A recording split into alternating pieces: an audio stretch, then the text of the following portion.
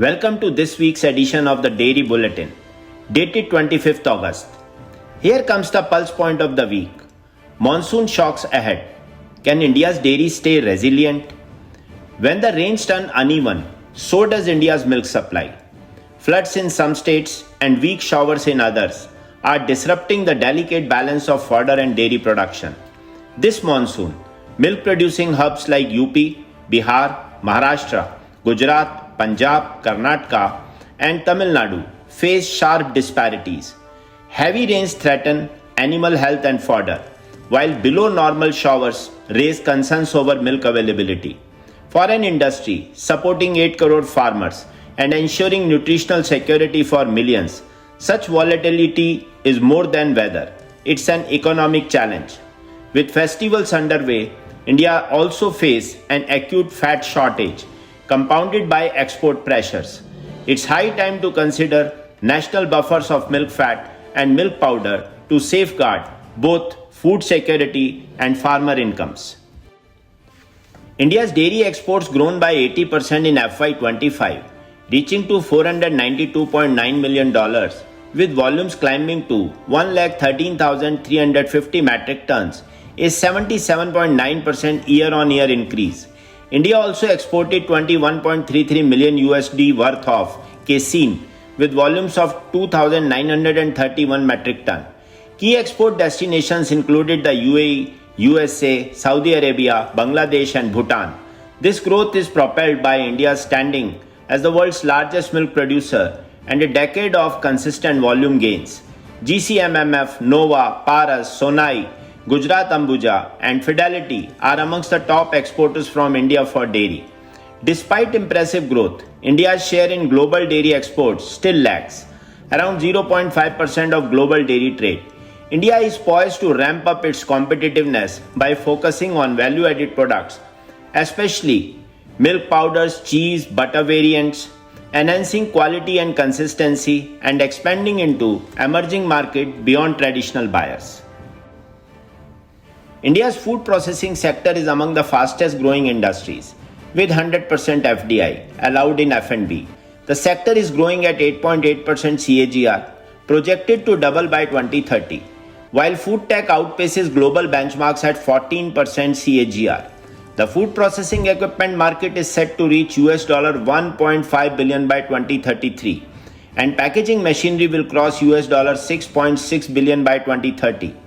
According to Mr. Sitaraman Raghupati, Executive Director NDDB, India's F&B sector is backed by 180 million hectares of arable land, food processing valued at 75 trillion rupees, and food expenditure making up over 40% of consumer spend.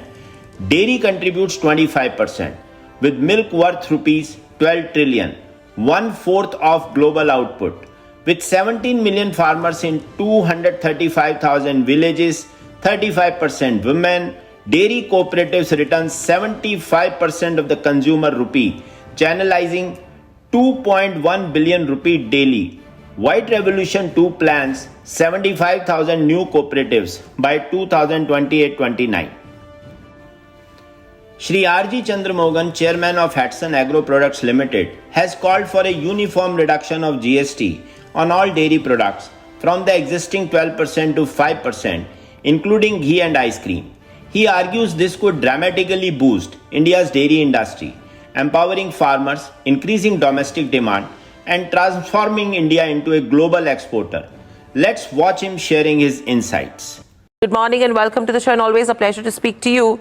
The first question coming to you is, the anticipation is from the GST reforms that the rate would be cut from 12% to 5% for dairy, and this is something that you have been absolutely vocal about, that GST reduction on dairy as an industry is an absolute necessity. Your initial comments, and how do you think will this really aid the industry from here on? See, GST reduction will help in a big way to the industry for growth for two reasons. India is a country with 240 million tons of production, but still our exports are hardly 1 million ton versus 20 million tons of New Zealand. New Zealand accounts for 35%. World trade is only 60 million tons, and this is only 25% of India's production. The biggest problem what we have been facing is we are heavily taxed. For example, 12% ghee. It has been almost, it is finally ultimately preventing better payment to the farmer. It is almost 108 rupees for a liter of, 108 rupees tax versus 888 the farmer gets if you are converting it to ghee and also SMP. If you take ice cream, for example, if we are paying about 888, almost 73% is paid as GST to the government. If we are reducing it, we can be a world power in exports, and farmer will also be benefited, and the urban-rural gap will be bridged in a big way. And farmer ultimately will start spending on other commodities once when the cash flow improves. That is my working. And in my opinion, all dairy products have to be considered at 5% instead of the slab of 5, 12, 18 and all that, including ice cream. That's my opinion. So, Mr. Chandramohan, net, would you expect this to spur demand meaningfully? 100% meaningfully, it will just increase. Because today, as I said, if 100 rupees a farmer is getting 73 rupees, taxation goes for ice cream.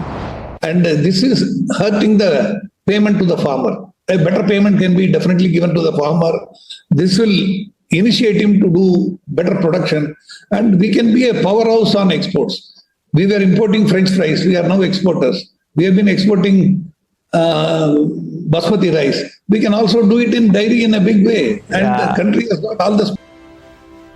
New Zealand dairy giant Fonterra will discontinue its A2 milk range, sharpening focus on the lactose-free category, the country's fastest growing dairy segment after protein.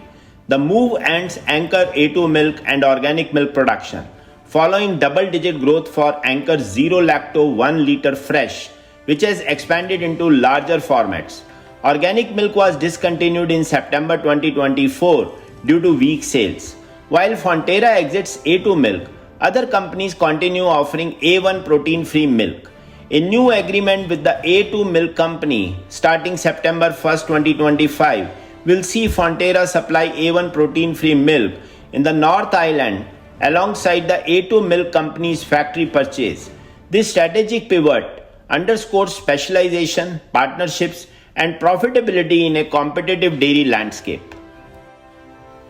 China's Ministry of Commerce has extended its anti-subsidy investigations into EU dairy imports, milk, cream, and cheese by 6 months, now set to conclude on February 21st, 2026, citing case complexity.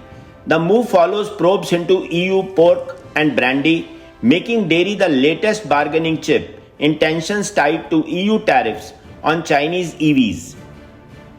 Analysts see China using sector-specific probes to gain concessions in EV talks. The European Dairy Association flagged the extension with technical visits due in September.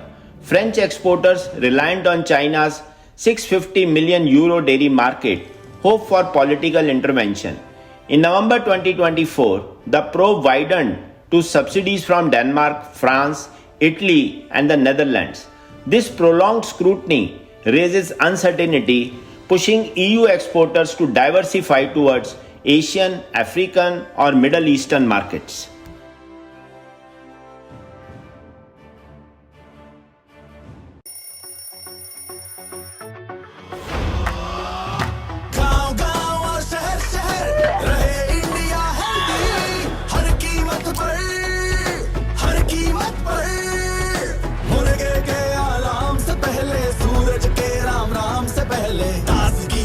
जग जाती है खूट का स्वाद बढ़ाती है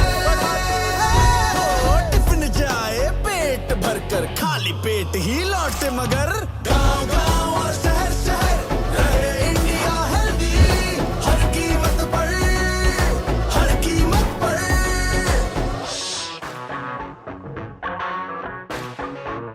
शरारत को भी